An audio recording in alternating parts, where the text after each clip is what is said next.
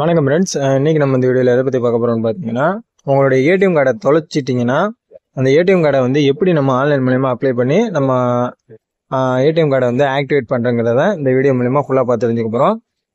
ATM கார்டை எப்படி வந்து நம்ம அப்ளை பண்ணுறங்கிறத ஆல்ரெடி நம்ம ஒரு வீடியோ போட்டிருக்கோம். பார்க்காதவங்க அதை போய் பார்த்துக்கோங்க.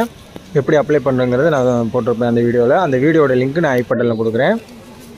அப்ளை பண்ணோட்டி உங்களுக்கு வந்து பார்த்தீங்கன்னா ஃபஸ்ட்டு வந்து ஒரு லெட்டர் அனுப்புவாங்க. அது வந்து ஏடிஎம் பின்னாக கூட இருக்கலாம். அடுத்து வந்து ஏடிஎம் கார்டு ரெண்டுமே செப்பரேட்டாக அனுப்புவாங்க, தனித்தனியாக அனுப்புவாங்க. ஸோ வந்து ஏடிஎம் கார்டு தனியாகவும் பின் நம்பர் வந்து தனியாகவும் அனுப்புவாங்க. முன்னாடி வந்து பார்த்திங்கன்னா ஏடிஎம் கார்டு கூட சேர்த்து பின் நம்பர் வந்துடும். ஸோ இப்போ வந்து 2 லெட்டராக வந்து அனுப்புகிறாங்க. ஸோ 2 லெட்டரையும் நீங்கள் வந்து கையில் வச்சுக்கோங்க. இந்த இது தான் போட்டிருக்காங்க பார்த்துக்கோங்க. Your card cash bin send separately, அதாவது கார்டை வந்து தனியாக அனுப்பிச்சி விட்ருவாங்க, பின் நம்பரை தனியாக அனுப்பிச்சி விடுவாங்க. ஸோ அவ்வளோதான்.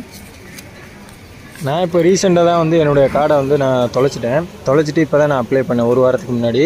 ஸோ அந்த அப்ளை பண்ணி 1 வாரத்துக்குள்ளேயே எனக்கு கார்டு வந்து கையில் கிடச்சிருச்சு. ஸோ அதனால தான் நான் இந்த வீடியோ போடுறேன். நீங்கள் யாரும் வந்து கார்டை வந்து மிஸ் பண்ணியிருந்தீங்கன்னா உங்கள் அப்ளிகேஷன் மூலியமாக போய்ட்டு டேரெக்டாக நீங்கள் வந்து கார்டுக்கு வந்து அப்ளை பண்ணிக்கலாம். ஈஸியாக முடிஞ்சிடும். ரொம்பலாம் இது பண்ண தேவையில்ல. நான் அந்த இது ஆல்ரெடி நான் வீடியோ போட்டிருக்கேன் எப்படி அப்ளை பண்ணுறங்கிறத. ஸோ அதை வந்து நீங்கள் மறக்காமல் போய் பார்த்துட்டு நீங்கள் தெளிவாக அப்ளை பண்ணிட்டு கார்டு எப்படி ஆக்டிவேட் பண்ணுறங்கிறத நான் வந்து தெளிவாக சொல்கிறேன். 1 by 1 நீங்கள் நோட் பண்ணிக்கோங்க. உங்கள் மொபைலில் வந்து பிஓஎஸ்பி டிஜி பேங்க் அப்ளிகேஷனை ஓப்பன் பண்ணிக்கோங்க. ஓப்பன் பண்ணிவிட்டு ரைட் சைடு கார்னரில் கீழே வந்து பார்த்தீங்கன்னா மோருங்கிற ஆப்ஷன் இருக்குல்ல, அதை வந்து கிளிக் பண்ணிக்கோங்க. கிளிக் பண்ணிட்டு இந்த மாதிரி தான் பேஜ் ஓப்பன் ஆகும். இதை வந்து ஸ்க்ரோல் டவுன் பண்ணுங்க. இதில் வந்து பார்த்தீங்கன்னா இங்கே ஆக்டிவேட் கார்ட்ஸ் இருக்குல்ல, அதை வந்து கிளிக் பண்ணிக்கோங்க. அதை கிளிக் பண்ணிட்டு உள்ளே போய்க்கோங்க.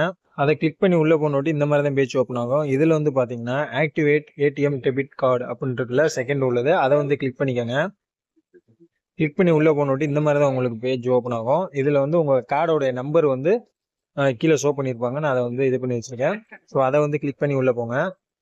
கிளிக் பண்ணி உள்ளே போனோட்டி இந்த மாதிரி தான் பேஜ் ஓப்பன் ஆகும். இதில் வந்து ஆக்டிவேட் கார்டுன்னு கீழே இருக்குது பார்த்தீங்களா, அதை வந்து கிளிக் பண்ணிக்கோங்க. மேலே வந்து பார்த்தீங்கன்னா உங்களுடைய டீட்டெயில்ஸ் எல்லாமே இருக்கும். கார்டு நம்பரு, உங்களுடைய பாஸ்போர்ட் நம்பரு எல்லாமே இருக்கும். ஸோ வந்து கீழே பார்த்தீங்கன்னா ஆக்டிவேட் கார்டுன்னு இருக்குல்ல, அதை வந்து கிளிக் பண்ணிக்கோங்க. கிளிக் பண்ணோட்டி சக்ஸஸ்ஃபுல்லி ஆக்டிவேட்டட் கார்டு, அவ்வளோதான். ஈஸியாக வந்து உங்கள் ஏடிஎம் கார்டை வந்து ஆக்டிவேட் பண்ணிக்கலாம் அப்ளிகேஷன் மூலியமாகவே. நீங்கள் எதுவும் கார்டை தொலைச்சிருந்தீங்கன்னா இது ரொம்ப சிம்பிள்.